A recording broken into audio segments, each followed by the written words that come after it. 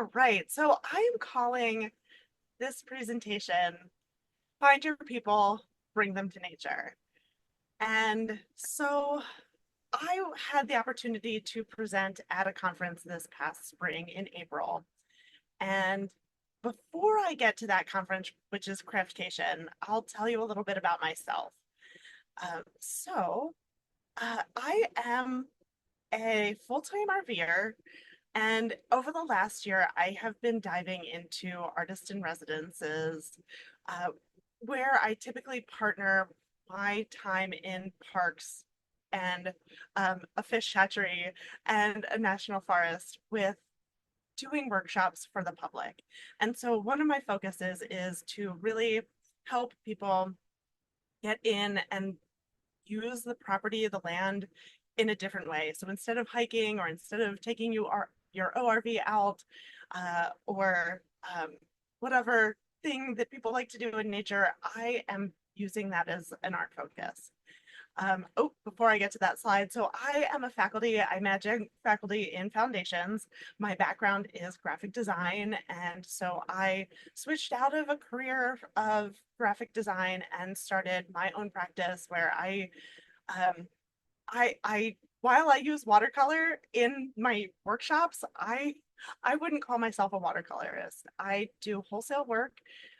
So I make art products for wholesale markets. So I use trade shows as my way to get to my clients. So the Museum Store Association, we just had our conference, and typically I show at the Public Lands Alliance conference. So that's a little bit about my background. And so last year, as I mentioned, I did the 3 artist in residences, and that brought me to this spring where I'm now at Desert National Wildlife Refuge in right outside of Las Vegas. 30 minutes outside of Las Vegas is the largest refuge in the lower 48. So we've got over 1 million acres, and I am here in the desert um, working with um, our park staff and rangers to do programming.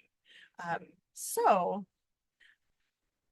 I'm going to get to that in a little bit, but my next slide is talking a little bit about my presentation and going to Craftcation. So I was chosen as a presenter for this conference, which it is billed as a magical, life-changing creative conference.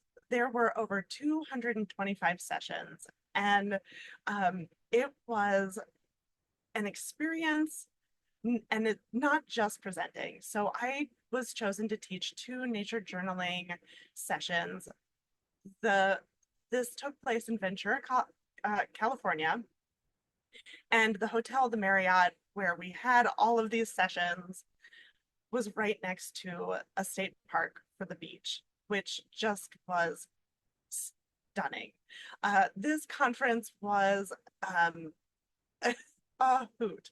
I would call this radical acceptance and radical self acceptance. I was greeted at the first night with like, "Hey, how are you?" Like an old friend, and I was like, me? Do you mean me? I don't know you." And then that wall came down, and I was just able to connect with so many people.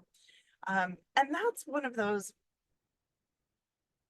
components of my life where I have to go out and seek my people, my tribe. And I didn't know this was going to be my tribe. I thought I was just going to be able to teach a beautiful class in a beautiful place, but it was being with people for a week, doing crafts and art that I hadn't done before. And I'm not going to call myself an expert in any of those, but it was that opportunity to just be present, which we don't always give ourselves that opportunity. And that opportunity to be present and try and be in that safe space. Uh, I think is completely amazing. So here's some sessions. The theme was Royale, which we kind of interpreted it as Mrs. Roper 1970s glam. I bought a caftan. I am now a huge fan of caftans. So there's great themes throughout the week. And this was the beach session. So many plants were in bloom on the beach, very verdant. Um, beautiful scenery and awesome people taking a moment and just being. And both sessions were a little different. The first session almost felt like an art therapy session.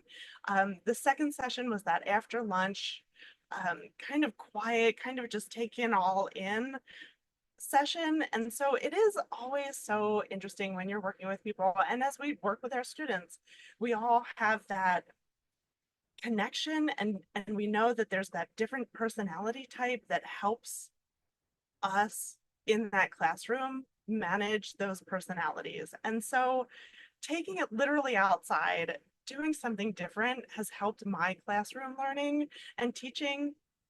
And so that's part of why I've been seeking out these opportunities, um, because it is different, because watercolor isn't my medium, it helps shake things up.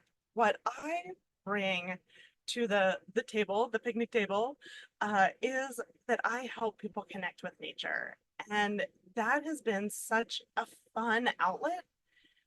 No matter what medium it is, just taking the moment and being present. So this is that theme of being in the moment with Craftcation, the theme of being in the moment with being outside. And that's definitely a tenet of my personality, of my life. And so there was about 600 people that attended, and it just was one of those moments where I needed that care, that support, that immersion into wild acceptance is what I continue to call it. And it really, in this time of my life, it's part self-acceptance and being able to see that there are there are places, there are people, there are support networks for everyone. And being on the road as a full-time RVer, I find one person that can be a friend, and that's great. But I have left my community. I have been on the road for 8 years, and my community is still in Denver, and I swing back and I get to see them. But it helped me remember those people, those times, connect, and know that there's still more of those people out there.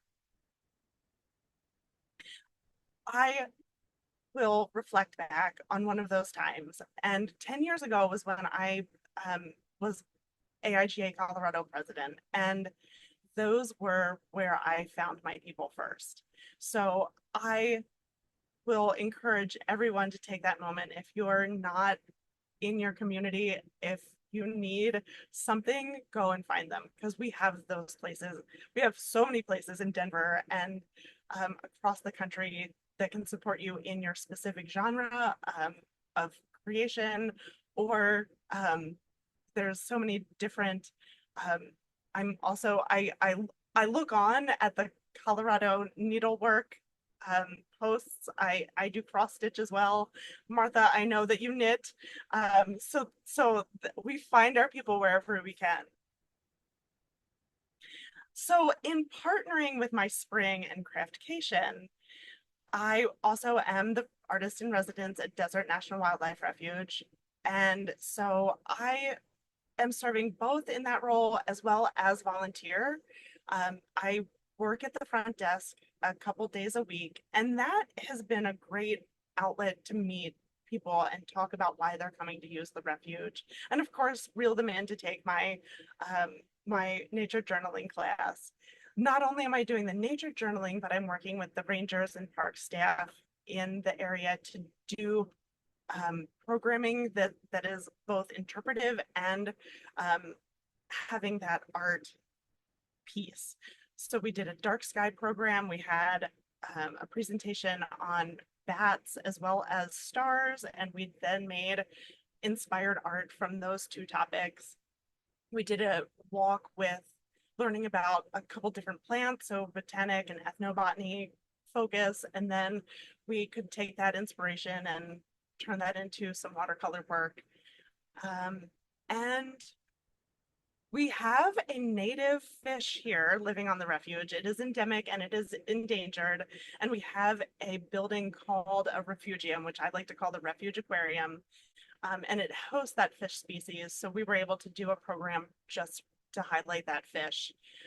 And of course, we made abstract fish after that presentation. So it's been a joy combining what's out here and taking it all in, seeing the changes each day as I've been here just about 3 months now, and applying that to work and working with the public to help them enjoy it in a different way. I am also celebrating a milestone of 2,500 hours volunteering in public lands since 2019. And that I never thought I'd get to that number. So um, I'm pretty thrilled with that. So this is a little bit of a collage, as it were, of some of the activities, some of the people that have taken advantage, some of the opportunities that I've had. We did a bat count. I did not touch the bats, but I got to pose with a bat. We've had a lot of beautiful flowers blooming and just investigating. That bottom right corner is some of that dark sky art. Um, the Joshua trees that we have been blossoming. And I also, I think this is also another hoot, is that I am now uh, approved to drive heavy equipment. So in that bottom picture is me driving a skid steer. Who knew? So it's been a fun couple of months. I will be leaving in about 2 weeks and I head up to Utah. I have another artist in residence at Cedar Breaks National Monument. So that's in southern Utah. And I am looking for that forward to that higher elevation. Because this week it's going to be about 102 degrees here outside of Vegas. And I think it's about 65 degrees up in Cedar Breaks. So switching gears a little bit, I'm going to speak a little bit more about the watercolor nature journaling workshops. And this was the definition that I've worked towards. For me, as I mentioned, I think that this is another way for people to come out to public lands and use the environment, use the resource. And it also, we think about, what you need to go on a hike or what you need to go out and ski if it's winter, or what do you need to go and do. But what we forget is that sometimes we need to pause. And this is a baked in reason for people to come and just pause. This is observational, it's recording, it helps develop that curiosity and potentially bring in some memories.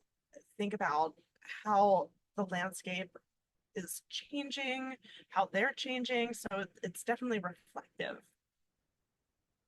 There is a program. It started, I think, more with this one fellow, John Muir Laws, writing books about how to nature journal, and that's just blossomed. And that foundation that he founded is offering classes for educators to teach nature journaling. And I am thrilled. I got a scholarship through his team. And so I am now going to become certified for teaching nature journaling. Here I am, and I say that it's, I've been teaching since 2002, but this is a really interesting course to take for this focus of helping the public engage with nature. So again, here I am outside of the classroom, and that there are different methods, and I think this all helps both that internal classroom online versus that outdoors focus.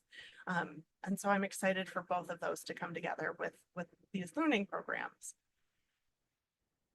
This is his basics of nature journaling, and I have unknowingly used a few of these things. And I think we all unknowingly, when somebody finally puts a label to what we've been doing, it's like, oh yeah, I understand. I know that intrinsically because I've been doing it before. But it's been a helpful technique So in thinking about creating these smaller images for journaling, using pictures, words, and numbers. And then there's that meditative, reflective piece. I wonder, it reminds me of. For my workshops, I am never sure who's going to come to the workshops. I don't require any signups. It could be any age range, any type of skill level. And I think that's important. And so sometimes that needs to shift um, based on, even though there's these 6 different pieces that Wild Wonder uses, I kind of call mine a quick start drop in.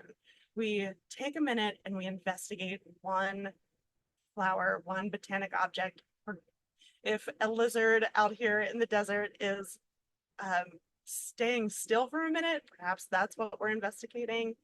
I focus on recording, meditating, and being present. And I like to start with what I call the macro view versus the micro view. And so we're going to begin in a second to do a quick round of this. Um, and even though I don't have a species right here in front of me to share with you, my suggestion for everyone is to kind of take a moment and look outside. Um, we're going to think about what that micro view and that macro view is. So, so these are just a few of the examples that I've done over the few years. Um, Again, watercolor is not my medium, and when you're teaching, you don't always have the ability to sit and focus. So that's a little bit of the reflection of these pieces. Um, but it's the micro to the macro view is what's being shown and how you start to record what you see. So hopefully you're near a window. And if not, you can slide away. It's all right. I have this beautiful view out my back window. It's the Mojave Desert. We've got a lot of plants, and that's where we start to think about the macro view and take it all in. What's on the horizon? What is above the horizon? How is the sky being reflected today? Thinking about that color. Do we have fluffy white clouds? Are they more streaks in the sky? And then coming down below that horizon level, getting closer, you start to think about the micro view. So thinking about, what's on the horizon, maybe you have some buildings near you, and then for me, I have these fluffy, sagey, maybe some creosote bushes, uh, and getting a little closer and getting a little closer, and perhaps you have in front of you a beautiful plant. Maybe it's your aloe that's on your desk. And you can start to look at the color, look at the texture, look at the form of that object.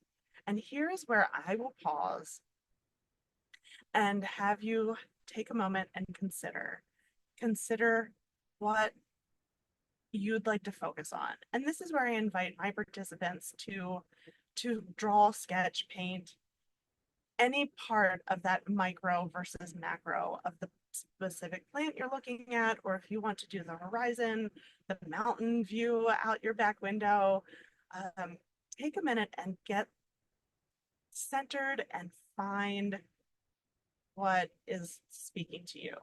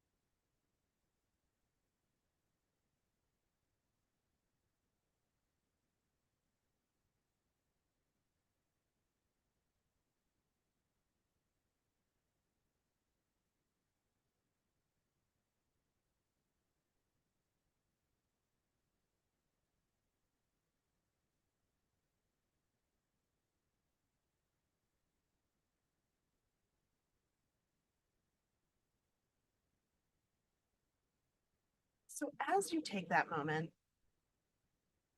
and begin sketching, this is where in typical presentations or typical sessions, it's quiet time. Most everyone starts to really take that meditative approach to the nature journaling. And I feel that there's so much magic in those moments. Sometimes there's conversation that comes up and it's just organic questions and um, wondering, curiosity, thinking a little bit more about place.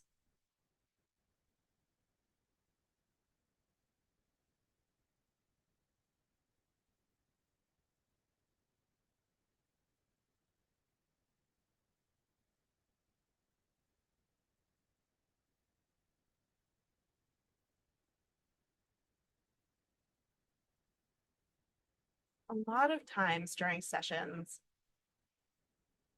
and we all have been there, there's some negativity that comes up. I'm not, this isn't, I'm not used to this. This isn't what I typically do. And that's a great time to address being present. So many people will scrunch their shoulders up. You can see their body posture. And that's where the meditation comes back. Relax your shoulders.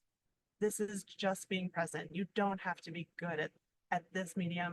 And this is where you start. This is where practice comes into play. If you are really interested in creating that practice, you have to start somewhere.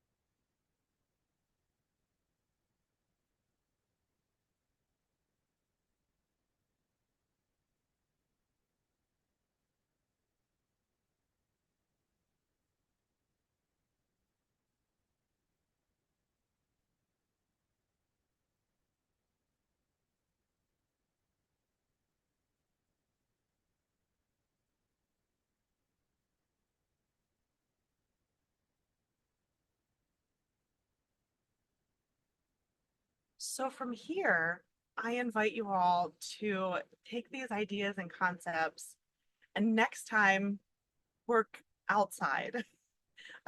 This,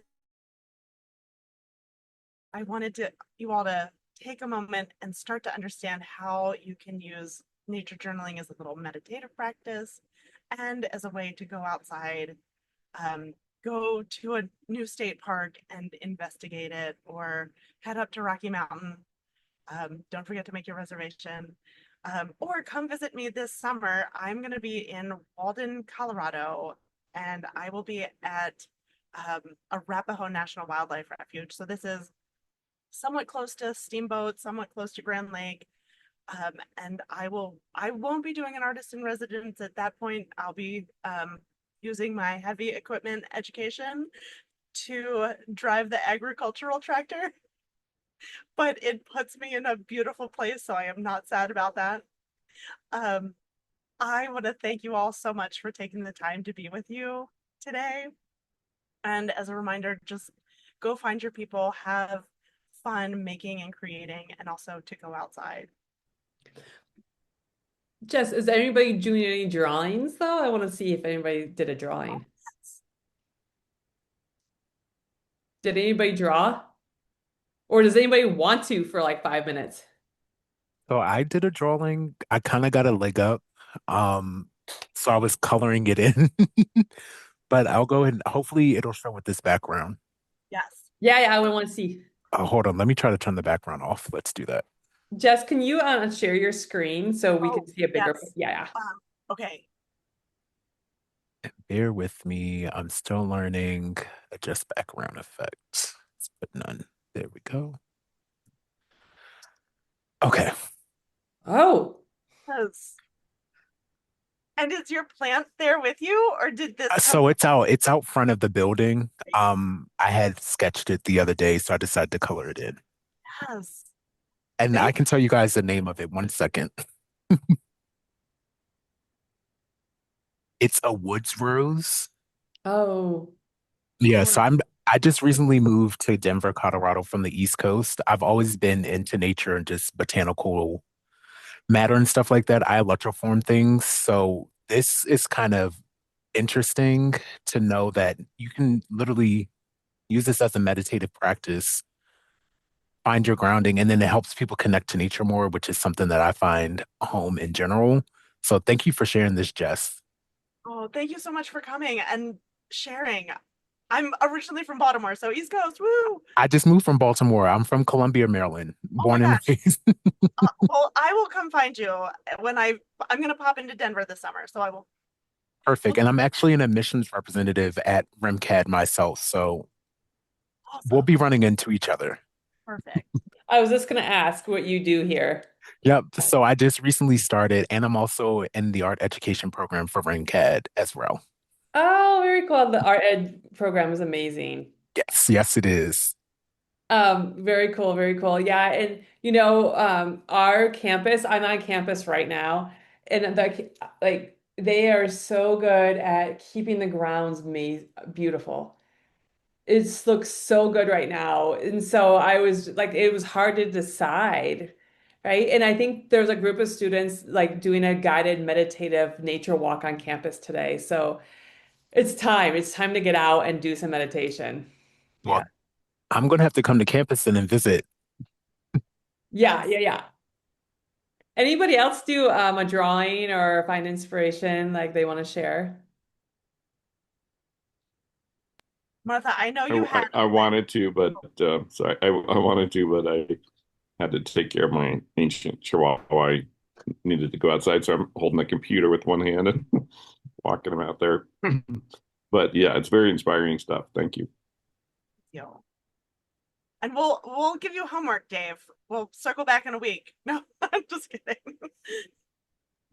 Yeah, I was just out in Moab, Hmm. partly for myself, but gather photo reference and stuff. And I like to paint on location when I can, but my wife is really stressed at work, so we're just driving around doing four-wheel drive, nothing radical. But yeah, I looked up that Cedar Breaks. That looks really interesting. It's a little bit far out for a drive, maybe.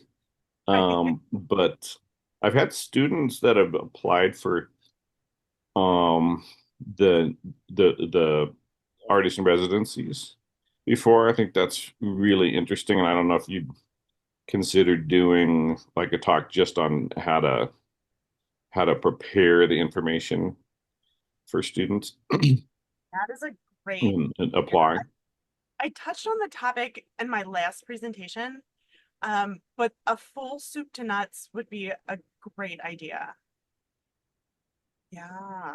Um, Yeah, I that'd be cool. I could I can send you the link, Dave, of the previous presentation, um, which chips away a little bit at it.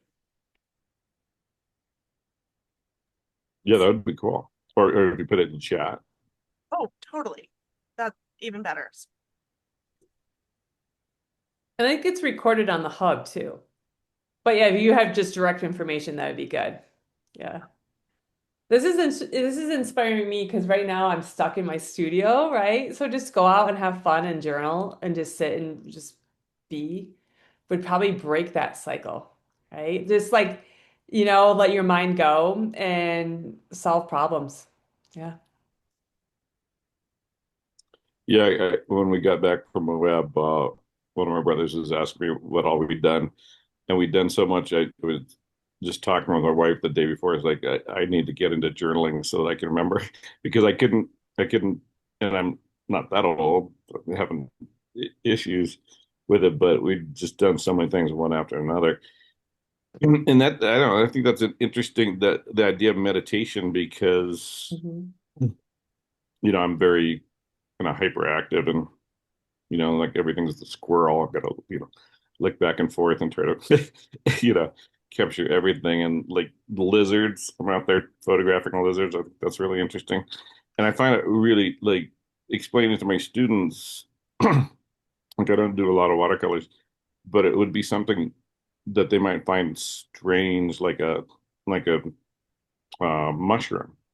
Like do sit down for an hour and paint a mushroom. And I don't know, I find that really interesting. And that macro to micro or micro to macro back and forth idea of how you think about what to draw, I think that's really interesting to me. Um, if you're kind of interested in a lot of things, how do you focus? How do you find that focus and being present? All of that. I think the language is spot on for trying to focus your attention and make decisions. So I Thank just you. feel like we should have like more workshops on campus or even a class about journaling for students because of ideation, sketchbooking, right? Like, having that. I think Marissa, you're faculty here too. And I know Emma and Jennifer, they're tutors here, and Sam's faculty. Like, students would definitely gain so much just from those moments of quiet and understanding and idea, like not rushing, right? Like, yeah. Right. It does. It takes it it's when it's that part of it, so many things unfold in the background. Like when you're taking a shower or when you're taking a walk, ideas are percolating back there and we need to give ourselves that space. Yeah. Awesome. Well, I'm so glad you all came to join today. And thank you so much for sharing. Is there anything else, Kate? Well, thank you guys. I will be putting out a calendar of the rest of the grant presentations here in the next week. So don't miss, and some really cool topics and discussions coming up. Thank you, Kate. Thank you, Yes. everyone.